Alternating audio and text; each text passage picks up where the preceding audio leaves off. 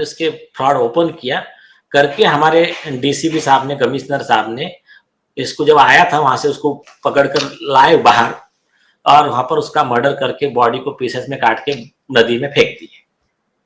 वो स्टेटमेंट पे वो पूरी केस को एंड में सारा केस क्लोज होने के कई सालों के बाद कोर्ट ने कन्वर्ट किया मर्डर में, अरेस्ट वारंट निकाला, सारे ये कमिश्नर वगैरह रैंक के, डीसीपी रैंक के पुलिस अधिकारी के, उसमें वो लोगों ने चैलेंज किया। सुप्रीम कोर्ट ने कहा कुछ नहीं, सब सही है, आज आया ना एविडेंस, आज तुम्हारे खिलाफ में मर्डर का केस चलेगा। तो ये जो है लॉ बहुत, ये कॉमन मैन को डिसअपॉइंट होने की जरूरत नहीं है।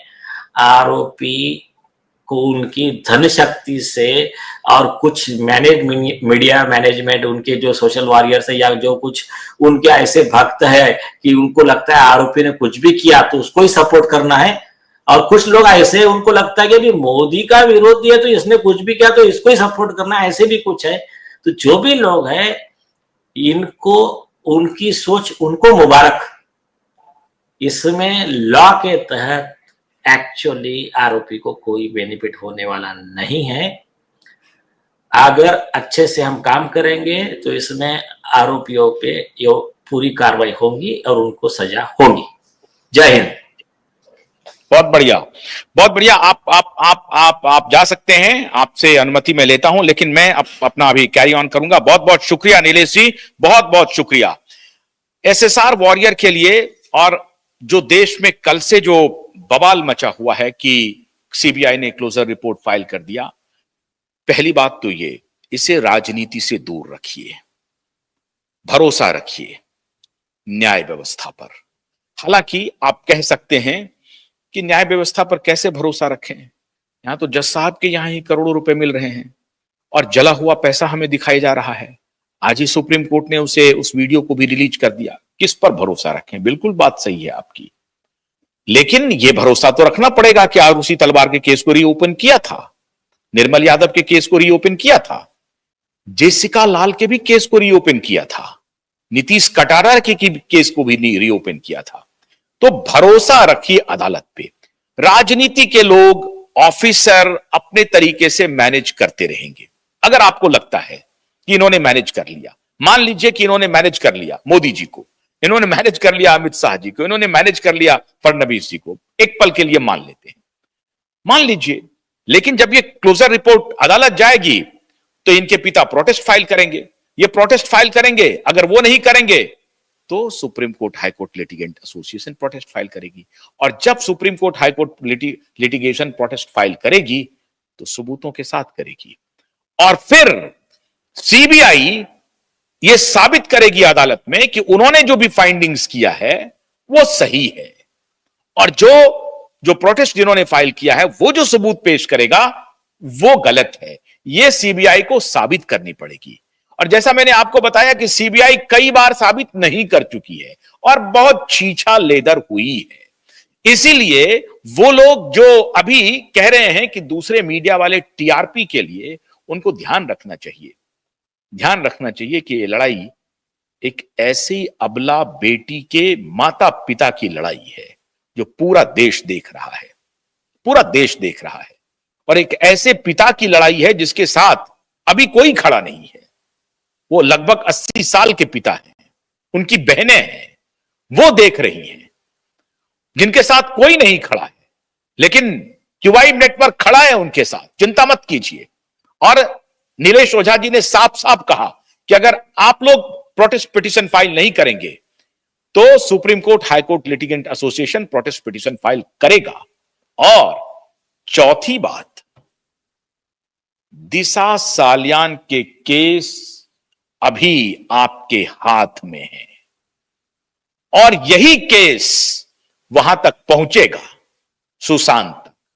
और जैसा अभी नीलेश जी ने बताया एग्जाम्पल देकर के कि 10 साल, 15 साल, 20 साल के बाद भी एविडेंस हाथ लगेगा तो आरोपी नहीं बच पाएंगे। तो इस देश में रूल ऑफ लॉ है। देखते हैं कि जो मैनेज करने वाले लोग हैं वो मीडिया की धन शक्ति और अपनी धन शक्ति, बॉलीवुड की धन शक्ति मैंने पहले भी आपको इस बात की चेतावनी दी थी, मुझे उस वक्त भी इस बात की शंका थी कि ये बिल गेट्स इंडिया में क्यों है। अभी जब अमेरिका से उसको खदेड़ा जा रहा है तो वो यहां पर क्या कर रहा है? एक अखबार के अड्डा में जा रहा है, उसका लेक्चर करवाया जाता है, वो पार्लियामेंट पहुंचता है। और मैं फिर एक बार अपने देश के प्रधानमंत्री को कह रहा हूं कि आप पता नहीं किस दुनिया में हैं, आप इस व्यक्ति को पहचानिए। He is a power broker, nothing more than that and nothing less than that. He is a power broker. अब ये पावर ब्रोकर कैसे घूम रहा है? मैंने जिसका इशारा किया आपको कि जिस व्यक्ति के ये दोस्ती, ये गांठे चल रहे हैं, वो रिया चक्रवर्ती के बॉयफ्रेंड हैं। और उसी बॉयफ्रेंड को कुछ दिन पहले प्रधानमंत्री जी ने इंटरव्यू दिया था। तो ये एक ऐसा सवाल है जो कड़ी जुड़ रही है, और जब कड़ी जुड़ेगी तो लोग सवाल पूछेंगे प्रधानमंत्री जी, ये जायज सवाल है उनका। लेकिन हम लोग अभी आपको इस मामले में नहीं घेर रहे हैं, बिल्कुल नहीं घेर रहे हैं, क्योंकि अभी तो रिपोर्ट आनी है। जब मैं पहले ही कह रहा हूं कि अभी सीबीआई ने पुष्टि ही नहीं की है, तो अगर ये क्लोजर रिपोर्ट आती भी है तब भी इसे कानूनी तरीके से लड़ेंगे, कानूनी तरीके से लड़ेंगे और हर पहलू पर लड़ेंगे। और ध्यान रखिए, सत्य जैसा उन्होंने कहा कि परेशान हो सकता है, पराजित नहीं होगा। एक और बात, हम और आप जो लड़ाई लड़ रहे हैं, ना तो टीआरपी के लिए लड़ रहे हैं, ना पैसे के लिए लड़ रहे हैं। ये लड़ाई है सिस्टमेटिक फेल्योर की, जिसमें एक तरफ बड़े बड़े लोग हैं, पैसे वाले लोग हैं, ड्रग कार्टेल है, उनका एक वर्चस्व है, और वो कैसे इन्फ्लुएंस कर रहे हैं इन्वेस्टिगेटिव एजेंसीज को, पुलिस को, पॉलिटिशियन को, इसका पूरा घालमेल है। लेकिन इस सब पर आज बात करने का वक्त नहीं है। करूंगा सोमवार ऑनवर्ड्स, एक बार पूरी तरह से कंफर्म हो जाए कि सीबीआई ने क्लोजर रिपोर्ट दे दिया है, अदालत ने उसे एक्सेप्ट किया है या रिजेक्ट किया है, ये देख दें। और एक बार प्रोटेस्ट पिटीशन हमारा फाइल हो जाए, या तो सुशांत के परिवार के तरफ से। और एक बार मैं बताऊं कि खुद सुशांत की बहन का ये स्टेटमेंट है, मैंने खुद देखा है, ये वीडियो स्टेटमेंट है उनका, कि सीबीआई को क्लोजर रिपोर्ट फाइल तो करने दो, सीबीआई को अपनी फाइंडिंग्स तो बताने दो, वो क्या बता रहा है, उसके बाद मैं आऊंगी सामने। तो मैं उम्मीद करता हूं सुशांत की बहनों से कि वो जरूर सामने आए, और आपके साथ पूरा देश है, आप बिल्कुल अकेले नहीं हैं, पूरा देश है। ये टीआरपी की लड़ाई नहीं है, ये न्याय की लड़ाई है। और वैसे जो मैनेज्ड पत्रकार हैं वो आज खुश हो रहे हैं। मैं फिर एक बार दावे के साथ कहता हूं कि उनके मुंह पे काली पुत जाएगी, खुद ही खुद पुत जाएगी जब सच सामने आएगा, और सच सामने आने वाला है। इसलिए मैं सुशांत की बहनों से, उनके पिताजी से हाथ जोड़ करके विनती करता हूं कि अगर ये क्लोजर रिपोर्ट फाइल होता है दोनों जगह पे, आप प्रोटेस्ट पिटीशन फाइल कीजिए, और आपको आपकी कानूनी लड़ाई लड़ने के लिए supreme court, high court litigant association की वकीलों की टीम आपके साथ खड़ी है। जैसे आज दिशा के पिता के साथ उनकी टीम खड़ी है, आपके साथ भी खड़ी है। और पूरा 140 करोड़ देशवासी आपके साथ खड़े हैं, ये पक्का मान के चलिए। ये देश के न्याय की लड़ाई है, ये टीआरपी की लड़ाई नहीं है। जो लोग कह रहे हैं ना कि कुछ मीडिया वाले टीआरपी के लिए एक परिवार के पीछे पड़ गया, क्या दुश्मनी है? रिया चक्रवर्ती से किसी को कोई दुश्मनी नहीं है, कोई दुश्मनी नहीं है। बस यही है कि सत्य सामने आना चाहिए। तो सत्य एक बार सामने आएगा जब दिशा का केस अभी ट्रायल में चलना शुरू होगा, और शुरू हो रहा है। तो इसीलिए दिशा सालियान का केस जैसे ही रीओपन होगा, आप समझ लीजिए कि सुशांत का केस भी ओपन हो जाएगा। तो चिंता मत कीजिए, कोई नहीं गुनहगार है तो कोई बात नहीं है। लेकिन अगर न्याय होना है तो होकर रहेगा, अत्याचारी बचेगा नहीं, बचेगा नहीं, चाहे कितनी भी बड़ी शक्तियां इसे मैनेज करने की कोशिश करें। हर स्तर पे, मैंने पहले संकेत किया था आपको, हर स्तर पे इसे मैनेज करने की पूरी कोशिश हो रही है, लेकिन हो नहीं पाएगा, हो नहीं पाएगा। और मैं हैरान हूं कि ऐसे टाइमिंग पे अगर कोई सरकार इस तरह का कदम उठाती है तो वो एक सुसाइडल अटेम्प्ट है सरकार के लिए।